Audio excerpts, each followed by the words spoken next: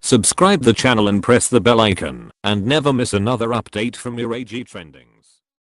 Hurricane Florence is at the doorstep of North and South Carolina, and it's not going away anytime soon.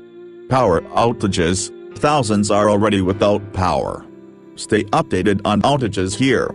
Outer bands from the hurricane are now lashing land, at least a full day before the National Hurricane Center expects the slow-moving storm Zai to blow ashore around the North Carolina-South Carolina line. As of 10 a.m., more than 7,000 people had taken refuge inside of the 108 shelters the state has opened for Florence evacuees. After the storm makes landfall, it will then slow down and begin to crawl to the west and southwest along the coast into South Carolina on Saturday.